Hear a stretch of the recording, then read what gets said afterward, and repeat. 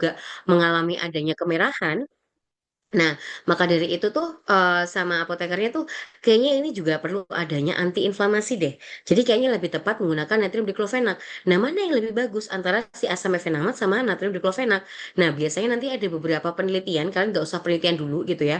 Jadi nanti ada beberapa penelitian yang sudah dilakukan di sebelumnya itu yang membandingkan dari dua obat itu. Satunya pakai satu kelompok pakai asam mefenamat, satu kelompok pakai natrium diklofenak untuk mengatasi nyeri pada pasiennya gitu kan. Nah, nanti bagus yang mana bisa kalian gunakan untuk sebagai rekomendasi. Kemudian untuk yang secondary atau pre-appraise atau filter. Nah, untuk yang secondary itu bukan berarti lebih buruk ya. Untuk yang secondary itu biasanya sudah pre-appraise. Jadi sudah ada diuji kelayakannya atau sudah difilter terlebih dahulu. Oleh siapa? Oleh yang ahli di bidangnya. Pernah dengar kata-kata dipiro? Pernah nggak? Pernah Ibu, pernah Pernah ya, Ibu. ya nggak mungkin kalau belajar farmakoterapi nggak kenal Dipiro ya, karena Dipiro itu kitab sucinya farmakoterapi gitu ya. Ada lagi Koda Kimball, pernah dengar? Itu semua adalah nama-nama orang yang ahli di bidang farmakoterapi dan farmasi klinis yang akhirnya mereka tuh mengumpulkan semua jurnal-jurnal itu kemudian di-appraise. Di-appraise itu dilakukan adanya uji kelayakan. Oh, ternyata kalau sakit ini itu paling banyak dari beberapa jurnal itu tuh ternyata rekomendasinya paling bagus adalah menggunakan ini. Sehingga nanti disusun menjadi algoritma terapi. Nah, di mana letaknya si algoritma terapi ini? Letaknya adalah di clinical practical guideline gitu kan. Nah, dari guideline itu nanti kita akan ketemu sama si algoritma terapi. Makanya dia masuk pada secondary. Nah, bagus mana antara primary dengan secondary? Sebenarnya yang diutamakan lebih bagus yang primer. Jadi yang lebih utama, gitu kan ya. Kenapa kok lebih utama? Yang randomized control trial, cohort dan juga case control, karena itu berdasarkan dari kejadian yang ada, yang memang terjadi ke pasiennya. Nah, untuk yang secondary itu biasanya sudah berdasarkan dengan adanya pendapat oleh ahli. Nah, di sini ini kan bentuknya kayak piramid gitu ya, guys. Nah, piramidal ini kalau kita lihat yang paling bawah gitu ya, adalah ada case report, case series, narrative review, expert opinions, and editorials. Kemudian di bawahnya lagi, paling bawah adalah animal and laboratory studies. Nah, di sini kenapa animal and laboratory studies itu tidak sangat direkomendasikan untuk evidence based medicine? Karena dia no human involved, dia belum ke manusia. Jadi kalau misalkan mau cari perbedaan dari paracetamol, mohon maaf, asamefenamat sama natrium diklofenak untuk pasien usia 15 tahun misalkan seperti itu, ya jangan cari yang di tikus galur Wistar. Kan kita ngobatinnya pasien, kita nggak ngobatin tikus gitu kan ya. Jadi kita juga harus yang apple to apple sama pasien kita gitu. Jadi makanya animal and laboratory studies itu masih di paling bawah. Boleh digunakan apabila memang tidak ditemukan penelitian yang serupa pada manusia. Tapi kalau misalkan ada, maka bisa ditingkatkan dulu nih, pakai yang atas-atasnya dulu gitu ya. Oke, itu tentang evidence based medicine. Sebelum kita masuk ke hipertensi, sampai sini ada yang mau ditanyakan dulu untuk pengerjaan tugasnya nanti, nanti ya, karena eh, untuk pengerjaan tugasnya mungkin nanti setelah UTS. Belum ada? Udah cukup jelas ya, berarti ya. Oke, kalau sudah cukup jelas, berarti kita move ini ya untuk materi kita yang pertama di kardiovaskular adalah hipertensi.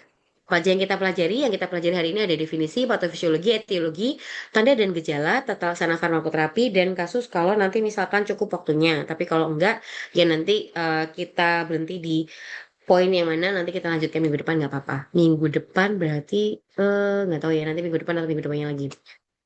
Oke, nah ini untuk definisi dari hipertensi sendiri, saya yakin teman-teman nggak asing sama kata-kata hipertensi ya, atau biasanya dikatakan dengan tensinya tinggi gitu ya. Hypertension atau tensi tinggi itu terjadi ketika tekanan darah sistoliknya atau yang atas itu adalah 140 mm merkuri atau tekanan darah diastoliknya itu adalah di atas 90 mm merkuri. Di sini Hg itu bacanya merkuri. Jadi nanti kalau kalian presentasi jangan sampai nanti ada saya dengar-dengar gini, tekanan darah pasiennya 140/90 mmHg gitu ya. Itu bukan anak farmasi tuh, gitu ya. Jadi silakan mencerminkan anak farmasi dengan menyebutkan satuan yang benar. Terus kemudian ini ada ditambahkan lagi pada pemeriksaan yang berulang. Jadi ketika nanti 140/90 itu adalah pada pemeriksaan yang pertama, tapi kemudian dia diperiksa ulang kok ternyata 120/90 atau 120/85, maka belum bisa dikatakan hipertensi. Kenapa? Karena tensi itu setiap saat berubah, setiap jam berubah. Gitu. Kenapa? Lah, nanti kalau misalkan kalian habis bikin kesel sama teman kalian, terus kalian mendadak mendidih gitu ya, kayak kalau misalkan di kartun-kartun tuh misalnya warnanya jadi merah semua, apa namanya mukanya gitu ya. Nah itu juga bisa menyebabkan adanya tekanan yang tinggi pada pembuluh darah, sehingga nanti tensinya bisa tinggi. Atau mungkin kalian kepanasan, misalkan waktu mau ditensi itu kalian tuh melalui jalur-jalur di Semarang yang tidak ada pohonnya sama sekali. Contohnya misalkan di Jalan Pemuda itu kan kalau lagi siang tuh panas banget gitu ya. Nah kemudian kalian lewat situ nggak pakai helm gitu kan langsung matang gitu kan ya. Nah itu nanti kalau pas di tensi juga bisa menyebabkan adanya peningkatan tensi, peningkatan dari tekanan darahnya gitu sehingga perlu adanya pemeriksaan berulang biasanya sampai 3 kali. Nah, kemudian untuk tekanan darah sistolik itu merupakan pengukuran utama yang menjadi penentuan diagnosis hipertensi. Jadi kalau misalkan diastoliknya itu sebenarnya masih normal, tapi sistoliknya udah tinggi, ya berarti mungkin sudah dicurigai bisa prehipertensi atau hipertensi. Kalau pada pemeriksaan berulangnya tuh yang atas, yang sistoliknya tuh tetap tinggi terus gitu. Nah, ini ada eh, alat pengukur tekanan darah. Di sini ada yang menggunakan air raksa dan juga ada yang menggunakan digital gitu ya. Kira-kira kalau dari eh, dua alat ini, menurut kalian itu sebenarnya lebih akurat yang mana sih? Sphygmomanometernya, Yang digital, Ibu. yang digital kata Mbak Fania. Ada yang pendapat lainnya? Ini asiknya kalau di kelas ya, biasanya saya minta untuk kalian tunjuk tangan gitu. Jadi nanti saya akan lihat ada tim yang aeraksa dan tim yang digital gitu. Kira-kira lebih akurat yang mana?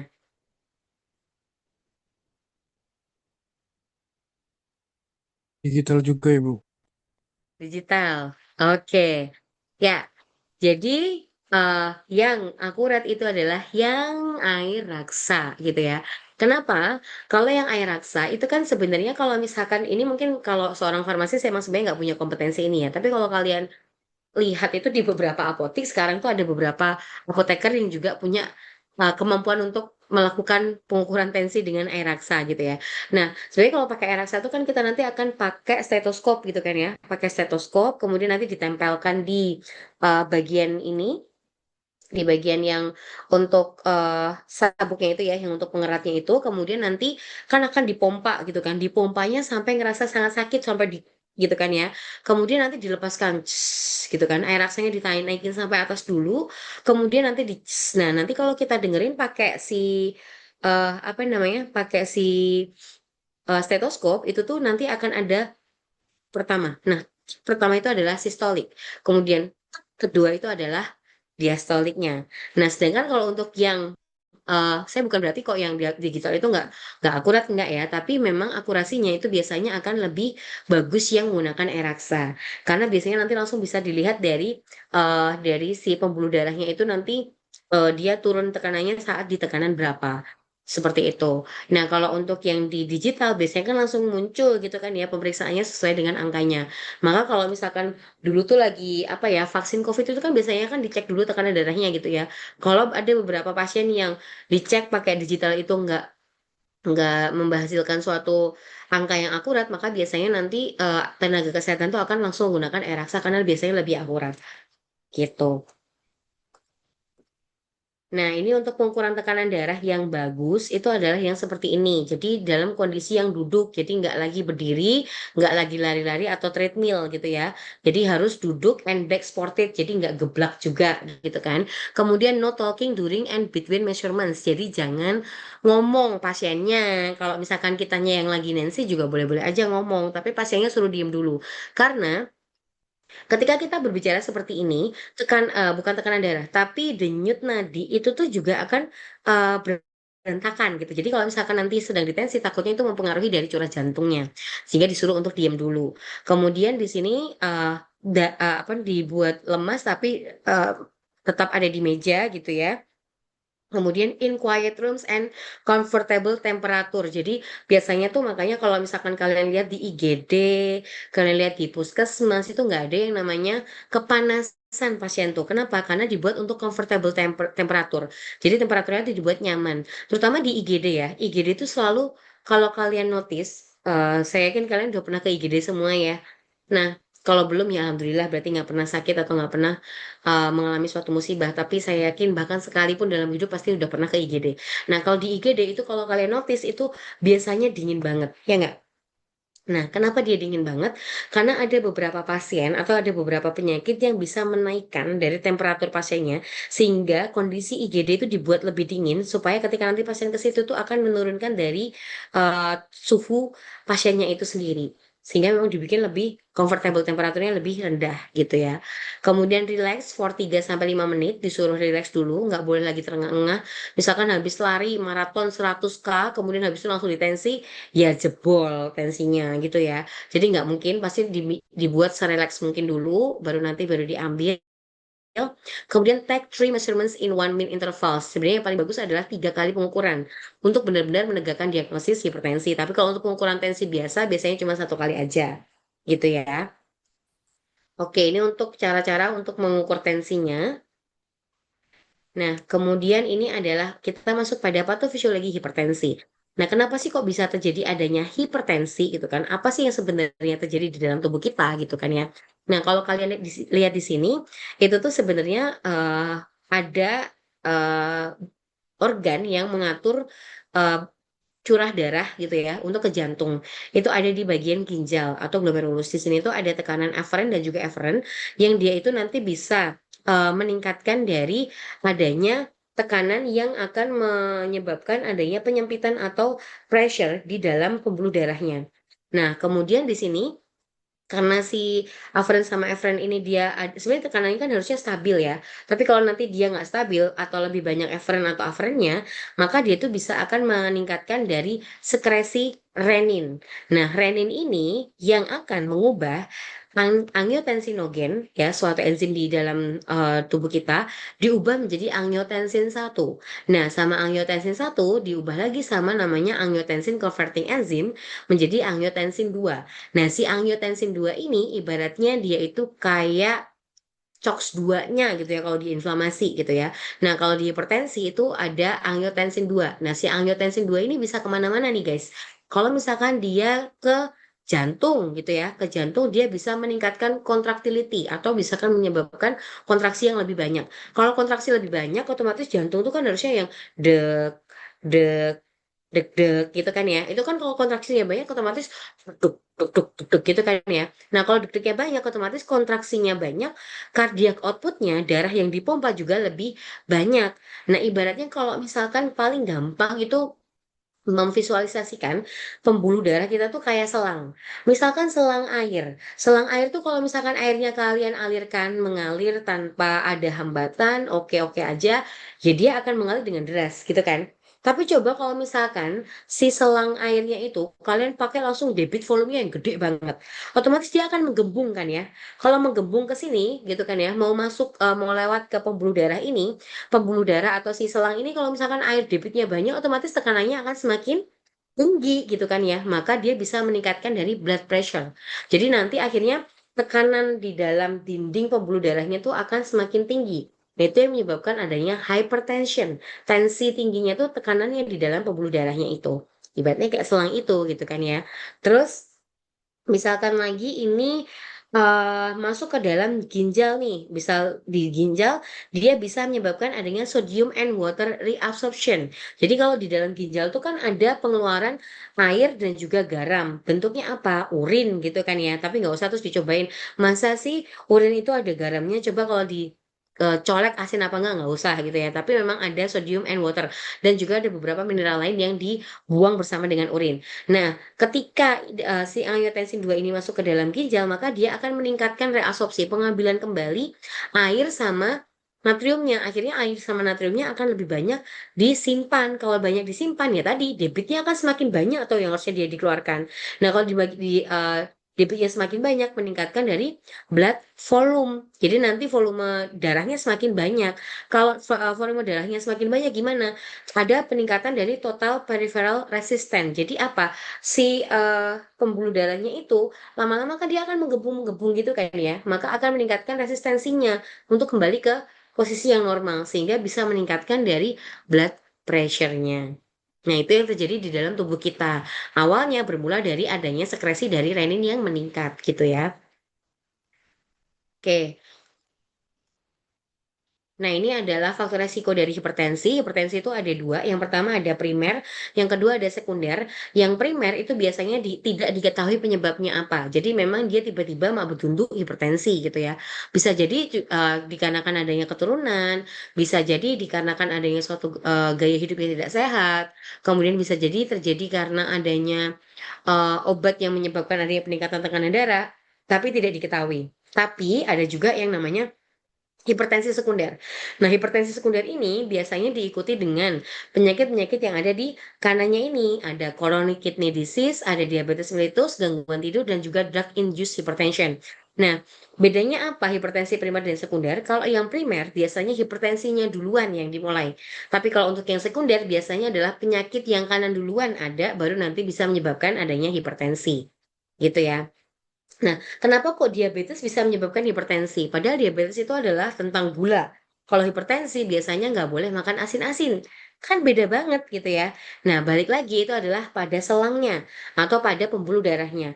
Di dalam orang yang mengalami diabetes mellitus, itu kan berarti yang terjadi adalah banyak gula yang nggak bisa masuk ke dalam sel karena nggak diangkut sama si insulin. Gitu kan ya? Itu nanti kalian pelajari di farmakoterapi tetangga. Nah, ketika banyak gula yang ada di dalam pembuluh darah dan nggak bisa masuk ke dalam sel, otomatis dia mengendap kan ya di dalam pembuluh darah itu. Nah, ketika dia mengendap, ibaratnya adalah suatu selang itu dia adalah selang yang kotor. Misalkan ada lumutnya. Nah, ketika lumut itu semakin berkerak, maka akan terjadi apa? Akan terjadi adanya pengerasan. Pengerasan apa? Pengerasan pada selangnya gitu kan ya. Sama halnya di dalam pembuluh darah kita. Ketika banyak gula, maka dia akan pengerasan atau adanya terjadi penebalan. Nah, penebalan dinding ini lama-lama menyebabkan apa? Otomatis alirannya yang awalnya gede banget segini, otomatis bisa sampai lebih sempit gitu kan ya. Dengan debit volume darah yang sama, ketika dia menyempit, maka nanti akan terjadi suatu tekanan yang tinggi gitu kan, sehingga menyebabkan adanya hypertension gitu ya. Itu salah satunya kenapa diabetes. Kemudian kalau chronic kidney disease ya sama tadi karena ada peningkatan renin dan juga ketika adanya chronic kidney disease jadi kan ginjalnya itu kan dia akan susah untuk mengeliminasi air dan juga natrium serta zat-zat yang lain sehingga zat-zat tongkosin itu akan tetap ada di dalam tubuh kita sehingga menyebabkan adanya peningkatan dari volume yang ada di dalam tubuh kita gitu. Kalau drug induced hypertension pasti ya. Jadi ada beberapa obat yang bisa menyebabkan hipertensi. Salah satunya adalah obat flu ya untuk pilek biasanya PPA itu bisa meningkatkan dari tekanan darah. Kemudian kalau gangguan tidur, kenapa kalau gangguan tidur itu bisa menyebabkan peningkatan dari hormon kortisol. Nah, hormon kortisol itu juga bisa menyebabkan elastisitas dari pembuluh darahnya itu juga akan terganggu sehingga bisa menyebabkan adanya kekakuan pada pembuluh darah yang menyebabkan adanya hipertensi. Nah, ini faktor-faktor yang dapat mempengaruhi pada hipertensi primer. Yang pertama adalah pelibatan pada renin, angiotensin, aldosteron atau RAS. Ini juga ada di dalam ginjal, di glomerulus tadi, gitu ya. Kemudian ada hormon natriuretik atau resistensi insulin atau hiperinsulinemia, berhubungan sama diabetes tadi ya. Untuk gangguan pada SSP bisa berhubungan dengan gangguan sistem tidur tadi. Kemudian abnormalitas pada proses autoregulasi ginjal. Ya, ini untuk ekskresi natrium, volume plasma, dan penyempitan arteriol yang ada di dalam ginjal.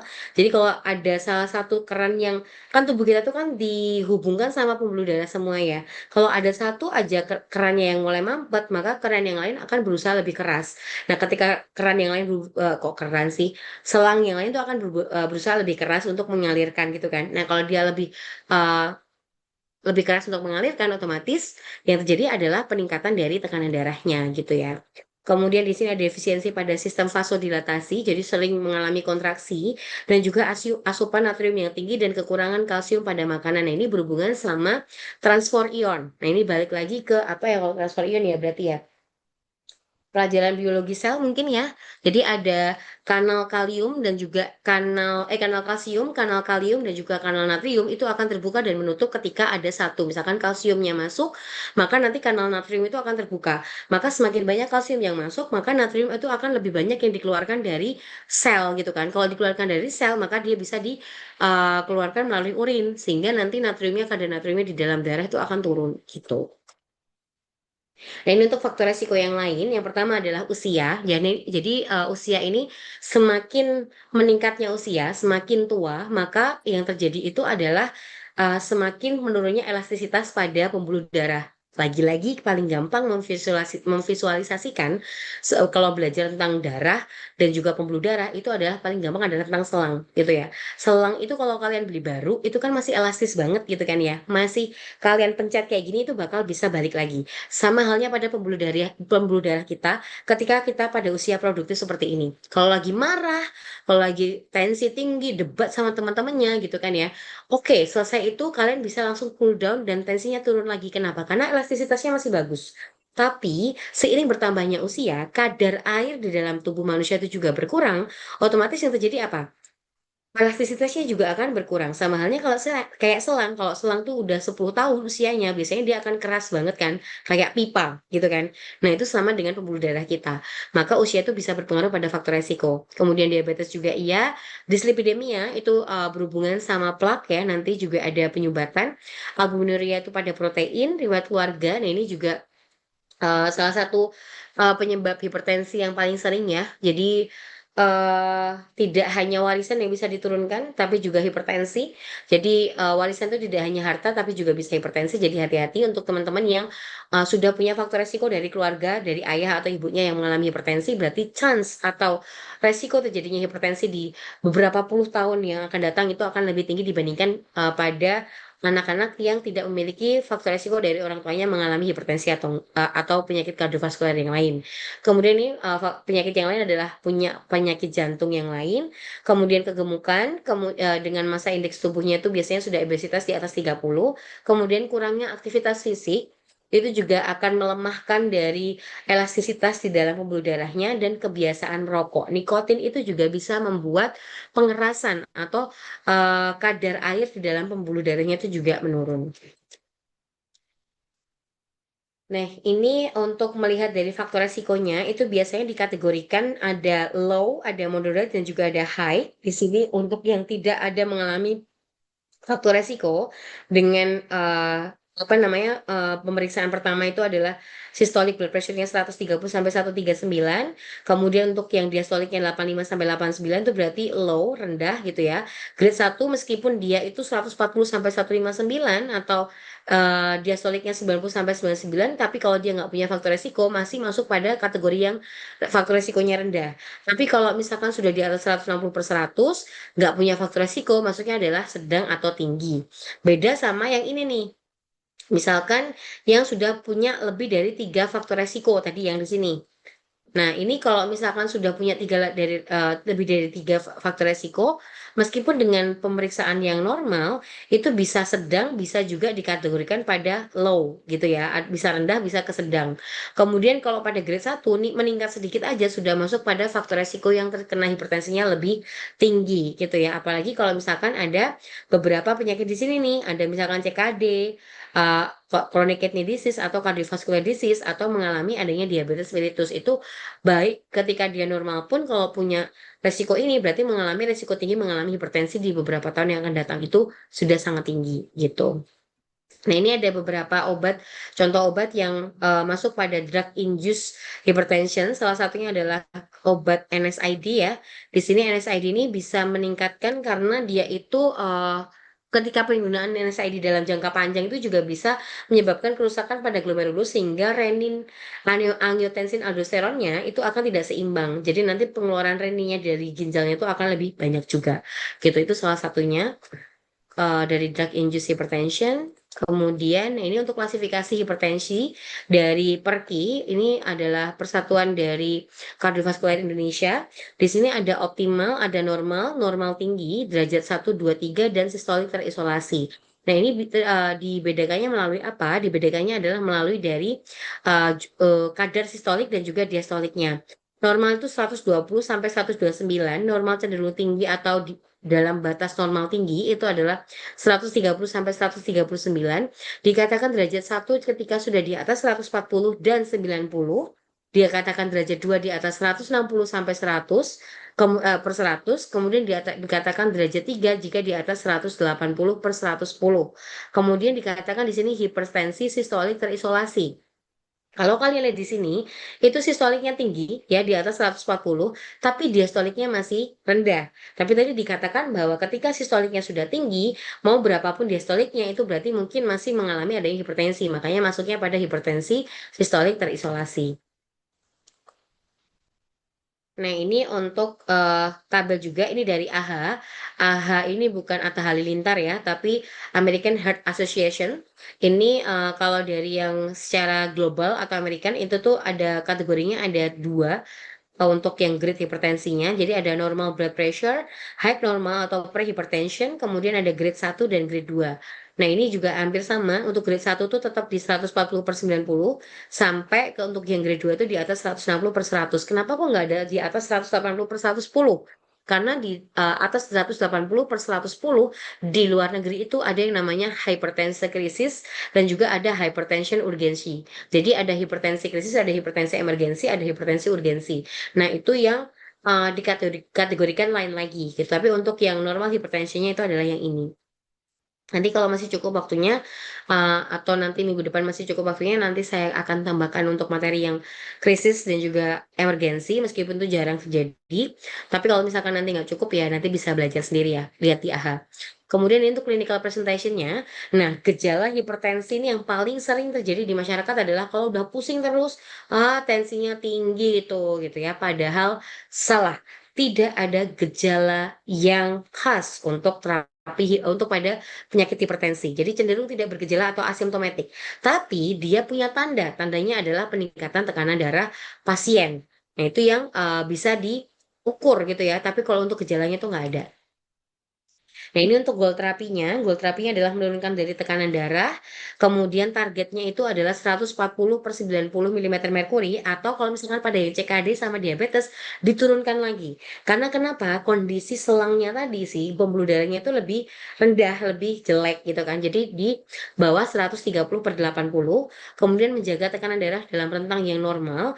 Dan mencegah komplikasi penyakit. Pertanyaan saya, hipertensi itu bisa disembuhkan nggak sih guys?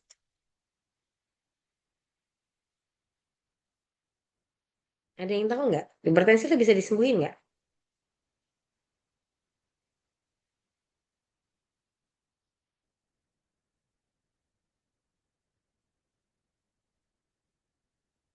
Menurut kalian bisa disembuhin nggak? Enggak, Ibu. Enggak ya. Makanya goal terapinya di sini tidak ada yang dituliskan menyembuhkan hipertensi. Nggak ada kan ya? Tapi menurunkan tekanan darah, menjaga tekanan darahnya, targetnya berapa, dan mencegah komplikasi. Karena hipertensi merupakan penyakit kronis. Sehingga penyakit yang akan menyertai pasiennya sampai meninggal dunia atau biasanya disebut dengan long life disease gitu. Nah, ini tata laksana terapi pada hipertensi berdasarkan dengan klasifikasinya. Jadi di sini untuk yang blood pressure-nya normal, BP bukan Bambang Pamungkas ya.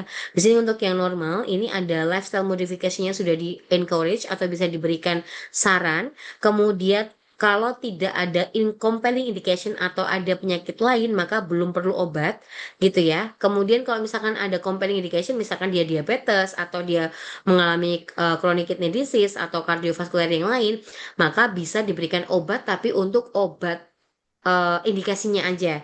Jadi untuk penyakit yang lain aja. Jadi obat hipertensinya belum perlu.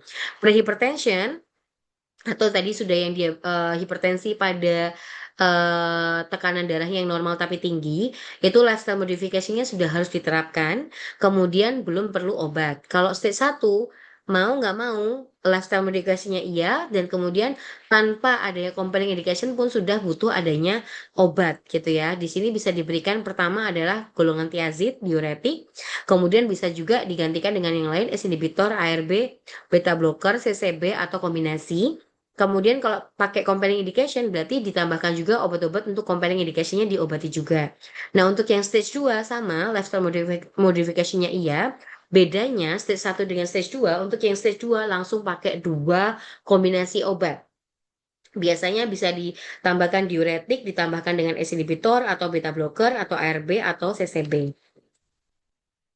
Nah, ini untuk terapi non farmakologinya. Di sini untuk terapi non farmakologinya itu menurunkan berat badan 10 lbs itu bisa menurunkan dari hipertensi, eh juga sekitar atau bisa mencegah adanya hipertensi sampai masuk ke dalam BMI-nya 18,5 sampai 24,9. Kemudian pengurangan dari konsumsi alkohol, pengurangan dari intake garam maksimal adalah 1,5 gram per natrium per hari, atau biasanya tuh kalau 1,5 gram itu bisa dikatakan bentar, setengah sendok teh ya. Tapi kan kalau misalkan, berarti kalau setengah sendok teh itu sedikit banget ya Bu. Berarti kalau kayak gitu tuh nggak boleh merasakan sesuatu yang asin atau gurih ya. Ya belum belum tentu ya, karena kalau misalkan masak di rumah gitu kan ya, misalkan masak suatu makanan itu kan nggak terus kemudian garamnya nanti satu blok gitu kan enggak kan ya, atau misalkan 1 sendok makan garam gitu kan enggak. Biasanya garamnya kan cuma sedikit aja gitu kan ya. Atau kalau misalkan lagi makan steak kan lebih malah salt bay, jadi cuma dikit banget gitu kan. Nah itu kan juga tidak akan lebih dari 1,5 gram per hari gitu. Jadi itu masih diperbolehkan.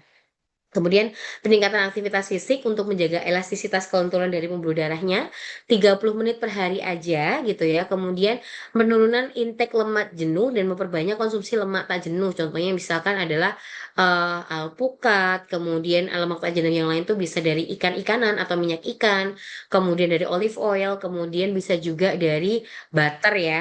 Itu juga bisa. Kemudian peningkatan buah dan sayur atau biasanya dikatakan dengan diet DASH. Diet DASH itu adalah diet tadi itu approach stop hypertension. Itu singkatannya. Jadi dia itu nanti diminta untuk mengurangi lemak dan juga makanan yang tinggi kolesterol, kemudian meningkatkan dari makanan yang berserat atau buah-buahan serta sayur-sayuran.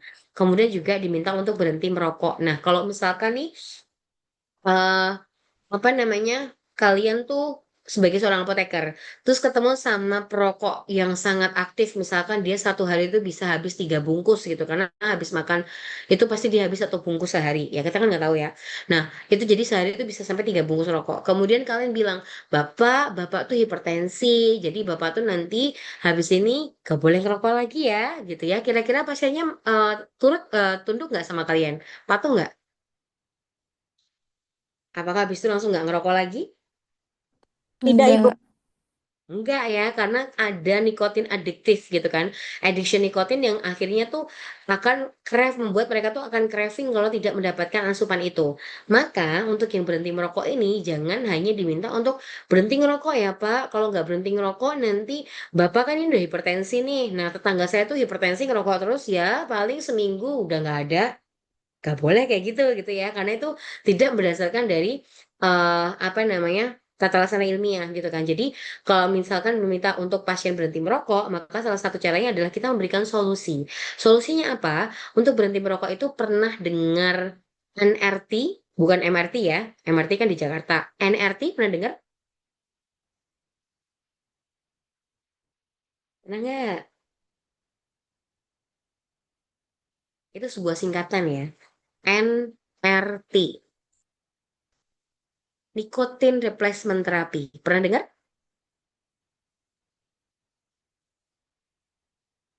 Belum. Apa itu Bu? Makanan baru kah gitu ya? Oke, nikotin replacement terapi itu adalah suatu terapi yang digunakan untuk menggantikan nikotin. Nah, caranya gimana? Orang itu kalau sudah adiktif itu kan dia berarti dia punya dosis yang berbeda-beda setiap orang. Misalkan tadi kayak misalkan ada yang 3 bungkus sehari, ada yang 1 bungkus sehari, ada yang cuman pengen ikutan temennya tapi akhirnya keterusan cuman 2 batang per hari. Kan ada yang seperti itu gitu kan ya. Nah, dengan dosis yang bermacam-macam itu, maka kita bisa sesuaikan dengan nikotin replacement terapi. prinsipnya adalah tapering off. Jadi nanti dia akan diberikan paparan nikotin tapi tidak menggunakan rokok. Bisa pakai patch, bisa pakai gum, ya. Jadi kalau gum tuh dia bisa mengunyah permen karet yang isinya awalnya masih ada nikotinnya, lama kelamaan nanti minggu kedua kita turunkan separuh dosis nikotinnya, minggu ketiga kita turunkan separuh lagi sampai nanti di minggu keempat atau minggu kelima itu sudah tidak ada nikotinnya sama sekali tapi tetap tinggal hanya gumnya aja.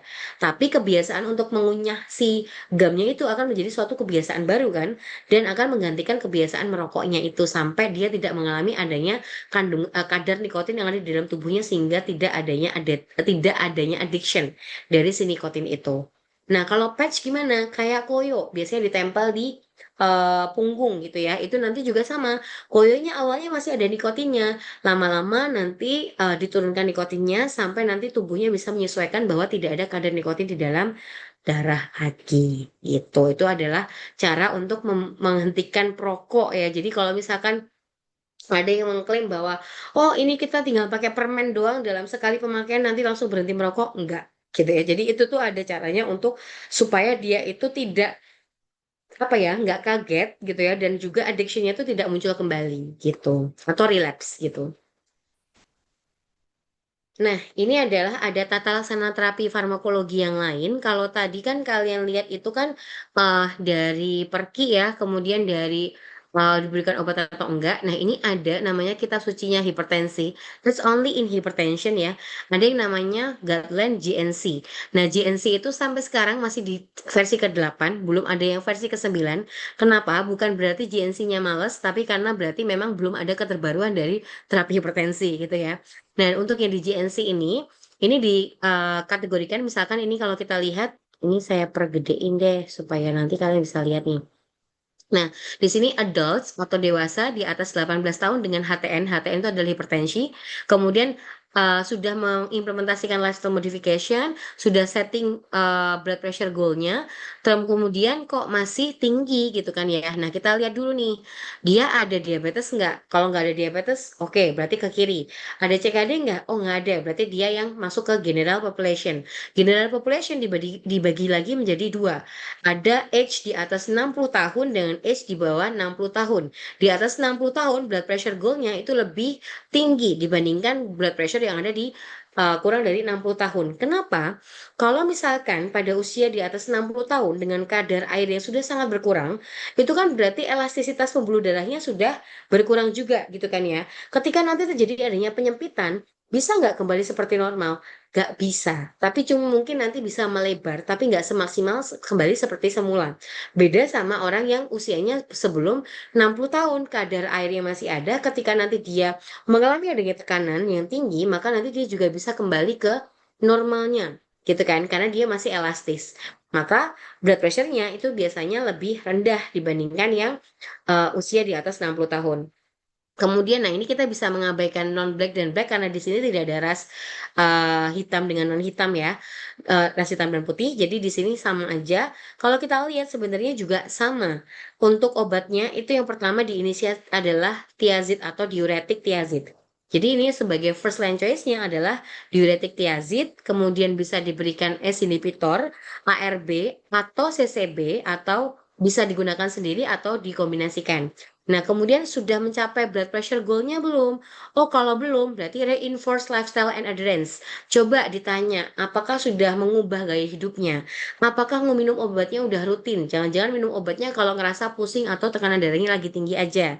Kalau misalkan sudah minum obatnya rutin, kemudian dia udah mengurangi garam, sudah menurunkan berat badan, sudah banyak mengkonsumsi sayuran, berarti apa? Dititrasi obatnya sampai maksimum dosis atau ditambahkan obat yang lain. Apa? Kalau tadi pertamanya pakai thiazid bisa ditambahkan ACE inhibitor, ARB, CCB dan juga atau bisa dikombinasikan salah satunya. Jadi untuk yang di atas ini ada initiate AS inhibitor ARB DKK ini itu merupakan first line choice-nya semua. Cuman yang disampaikan pertama dan kedua itu biasanya adalah yang lebih diutamakan. Jadi yang pertama adalah thiazid, yang kedua adalah ACE inhibitor atau ARB, kemudian baru ketiga CCB, kemudian baru yang ke paling bawah biasanya beta blocker gitu ya. Nah, kemudian di sini masuk lagi apakah blood pressure goal-nya sudah tercapai? Oh, belum lagi. Oh, kalau belum berarti bisa ditambahkan Add medication class not already selected. Jadi masukkan lagi obat yang lain yang belum pernah digunakan sebelumnya. Gitu. Kemudian apakah sudah mencapai blood pressure lagi? Kalau belum, maka dititrasi sampai maksimal dosisnya dan juga diminta untuk reverse atau dirujuk ke spesialis untuk melihat apakah ada gangguan pada kardiovaskulernya atau di dalam jantungnya. Nah, itu untuk yang general population. Kalau tadi yang masuknya diabetes atau CKD present gimana? Masukannya yang mana yang masuk pada sayap kanan nih yang merah. Jadi nanti all age ya. Jadi mau rasnya apapun, mau berapapun umurnya, kalau ada diabetes, maka blood pressure goalnya adalah kurang dari 140/90. Tapi kalau misalkan dia itu tanpa diabetes, tapi ada CKD sama, dia juga dia di bawah 140/90. Kemudian initiate-nya di sini berbeda. Kalau untuk yang hanya diabetes aja, obatnya itu sama kayak yang umum atau general population. Beda sama yang di sini nih. Kalau yang dia itu ada CKD present, jadi ginjalnya udah rusak, kemudian dia hipertensi, maka di sini initiate yang pertama bukan diuretik lagi, tapi ACE inhibitor atau ARB atau angiotensin receptor blocker. Kenapa? Nah, ACE inhibitor atau ARB ini itu kan dia langsung menyerang pada renin angiotensinnya ya. Tapi kalau misalkan pada diuretik, diuretik sendiri itu kan dia akan meningkatkan apa? Volume berkemih kan. Ketika volume berkemih, kemudian proses reabsorpsi, maka yang kerja keras siapa? Yang menghasilkan urin siapa? Ginjal gitu kan ya. Lah ini ginjalnya aja udah rusak sehingga yang lebih aman adalah obat-obat yang tidak diuretik namun obat-obat yang langsung mengalami eh, efek pada renin atau angiotensinnya. Nah, di sini disampaikan untuk yang warna pink initial drugs for choice hypertension yang pertama adalah ACE inhibitor angiotensin reseptor blocker atau ARB bisa menggunakan thiazide atau calcium channel blocker. Initial drugs. Berarti first line choice-nya tuh ada 4 macam ini. Gitu ya. Nah, biasanya kenapa ini ada kategorinya? Kenapa nggak dituliskan sejajar aja, Bu? Dituliskannya tetap 1, 2, 3, 4 dibuat poin-poin. Nah, menurut GNC ini berarti untuk S inhibitor itu paling aman dibandingkan yang lain. Maka untuk first line choice-nya biasanya adalah yang diambil untuk yang pertama. First line-nya adalah ACE inhibitor. Nah, untuk yang warna hijau ada strategi A, B, dan C. Untuk strategi yang A, starting one drugs, titrate to maximum dose, and then add the second drugs. Sebenarnya apa namanya prinsipnya sama ya, start low, go slow. Jadi dimulai dari yang paling rendah dan kemudian naiknya adalah pelan-pelan.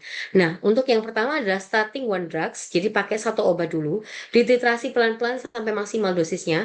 Kalau sampai nggak bisa baru ditambahkan obat yang kedua. Strategi yang B, ditambahkan satu obat, kemudian kok masih belum tercapai, tambahin obat dengan golongan lain sebelum mencapai maksimal dosis untuk obat yang pertama. Untuk yang C, langsung dipakai untuk 2 obat, tapi apa namanya initial combination-nya adalah dia itu apa namanya untuk kombinasinya itu tidak pada dosis yang maksimal-maksimal, tapi untuk menurunkan, untuk meminimalkan penggunaan dosisnya supaya nanti efek sampingnya juga tidak begitu banyak yang muncul. Nah, ini bisa diberikan pada blood pressure yang greater 20 atau 10 mm merkuri di atas goal terapinya.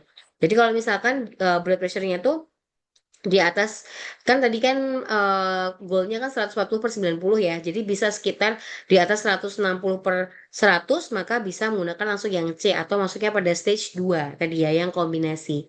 Nah, ini untuk yang lifestyle changes-nya sama tadi kayak smoking cessation, control blood glucose and lipids, kemudian dietnya pakai diet DASH ya, dietary atau approach hypertension, kemudian reduce sodium intake no more than 2.400 mg per hari. Nah, ini kalau dari GNC itu masih bermurah hati ya. Jadi sekitar hampir ya setengah sendok teh sih sama gitu ya. Tapi lebih besar. Kemudian physical activity-nya moderate to vigorous activity 3 until 4 days a week averaging 40 minutes per session.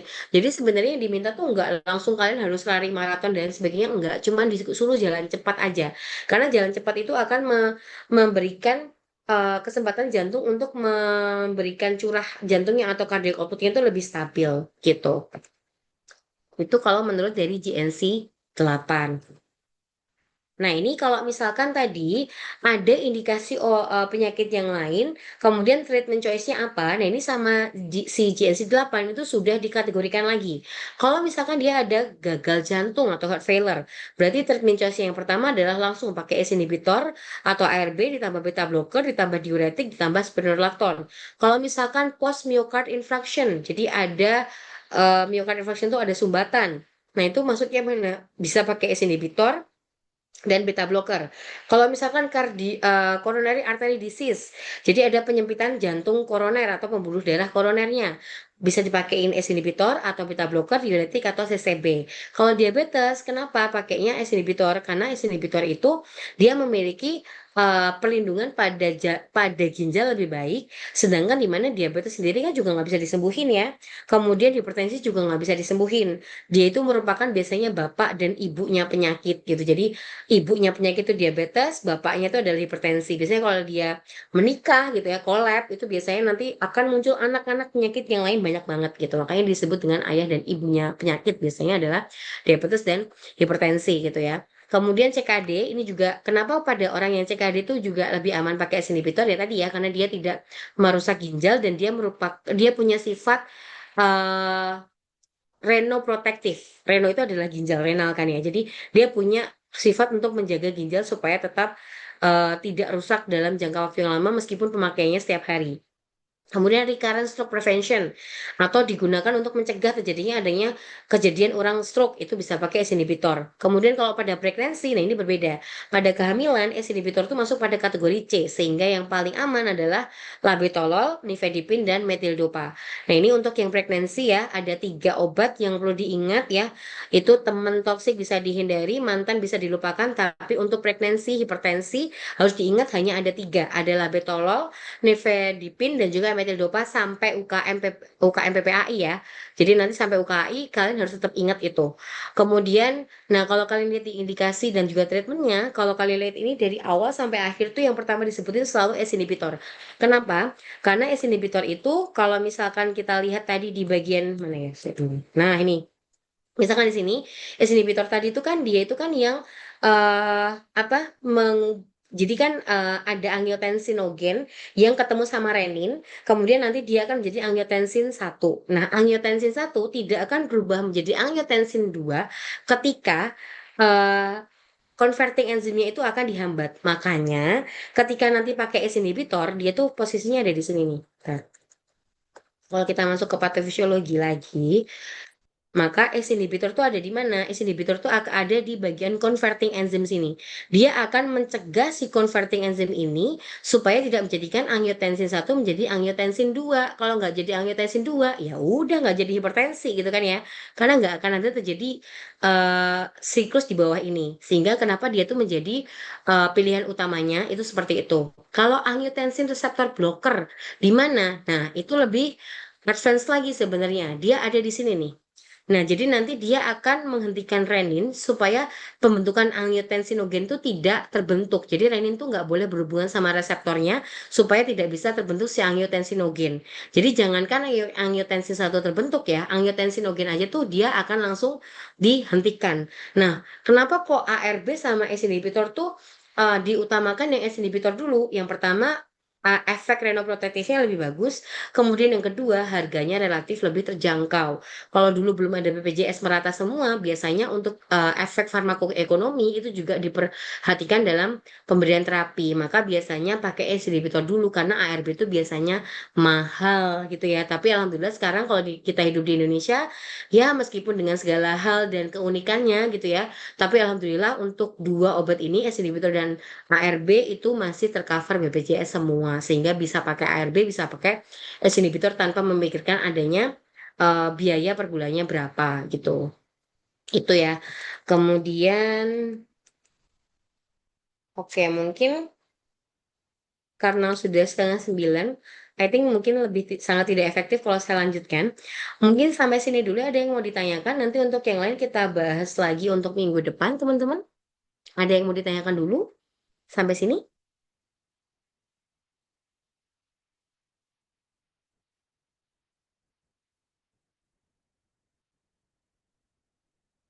Ya, silakan Mbak Haliza.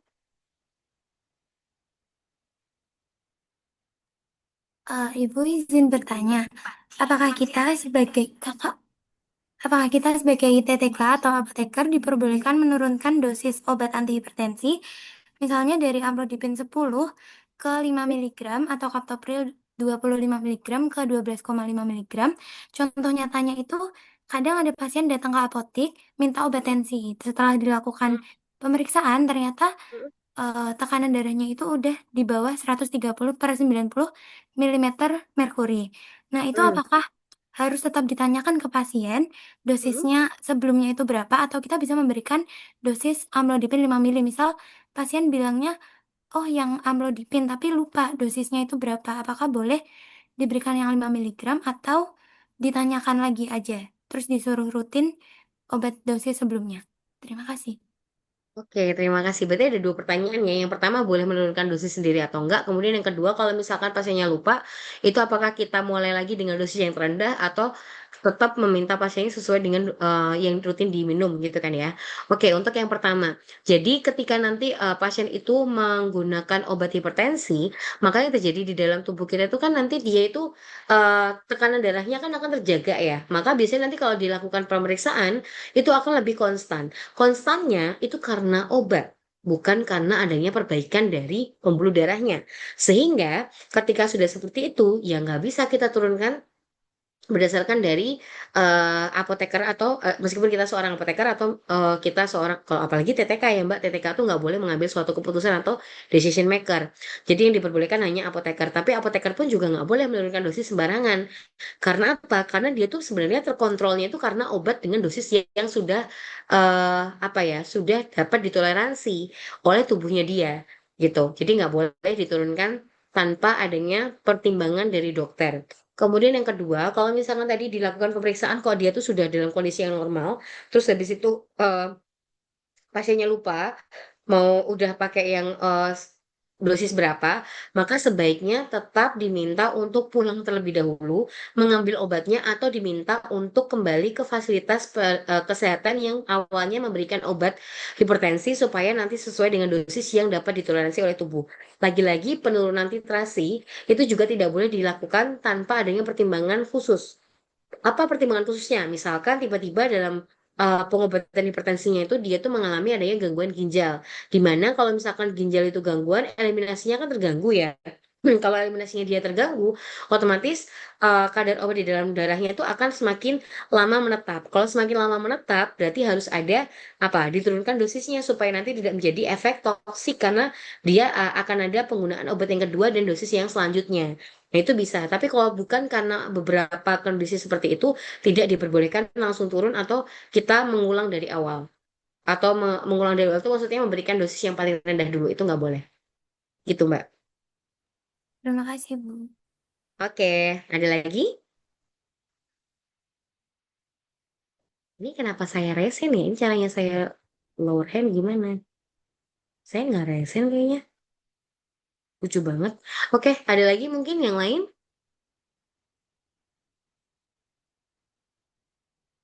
Cukup?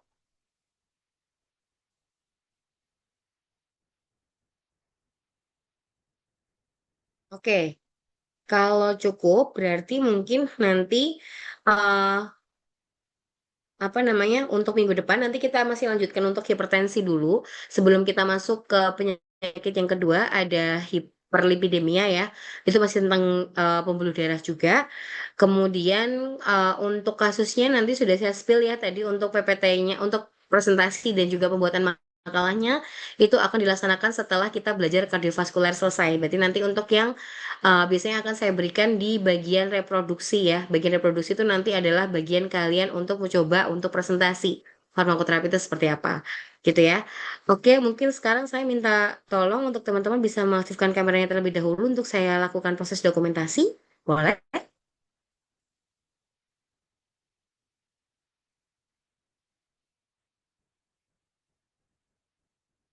Silakan bisa siap-siap dulu.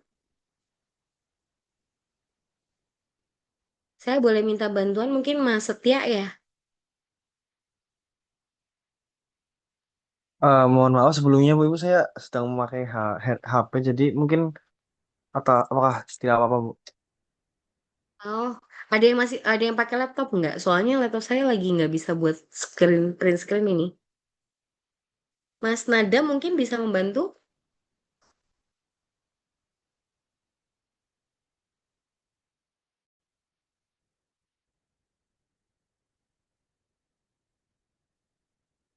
Atau teman-teman yang lain yang pakai laptop mungkin bisa membantu untuk pengambilan gambarnya. Bisa Bu, bisa. Oke.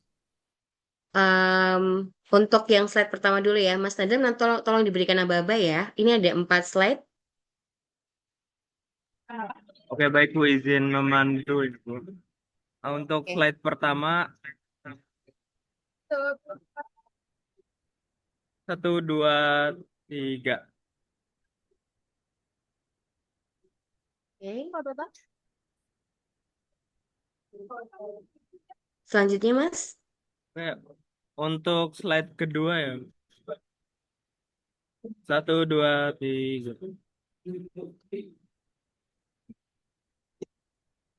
Oke. Oke, untuk slide ketiga. 1, 2, 3.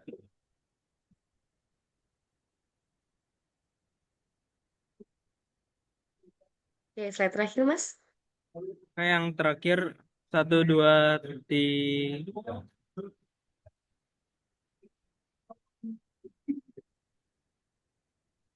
Oke, sudah ya. Oke, terima kasih. Nanti saya minta tolong untuk dikirimkan ke saya ya, Mas. Oke, teman-teman, terima kasih atas partisipasinya pada kelas online ini. Mohon maaf sebelumnya. Semoga nanti tidak terulang kita kelas malam seperti ini ya. Semoga nanti tetap sesuai dengan jadwal lagi. Saya tutup untuk kelas malam ini. Terima kasih. Wassalamualaikum warahmatullahi wabarakatuh. Selamat malam. Waalaikumsalam warahmatullahi wabarakatuh. Terima kasih, Bu. Waalaikumsalam warahmatullahi wabarakatuh.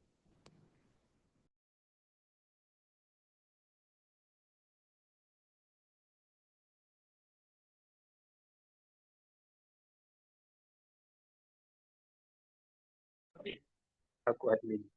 Assalamualaikum warahmatullahi wabarakatuh. Aku admin.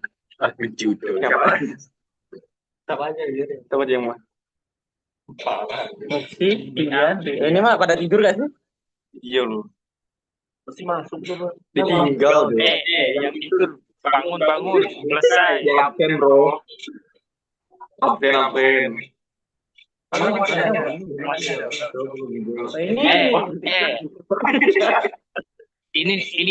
tidur ini. Siapa yang ngerekam itu? Iya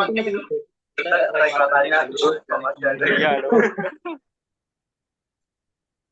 Ditinggal tidur semua.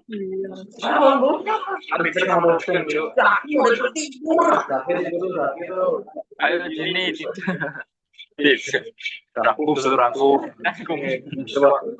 Rangkum apa yang tadi dijelaskan. Ya. Kita apa?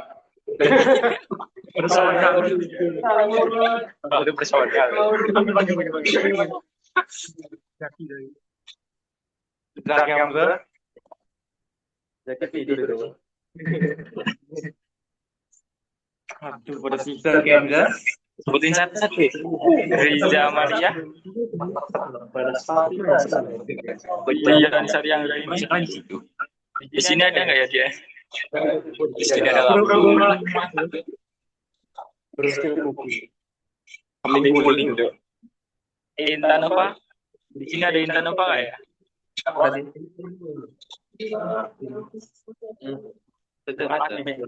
Assalamualaikum warahmatullahi wabarakatuh. Besok libur.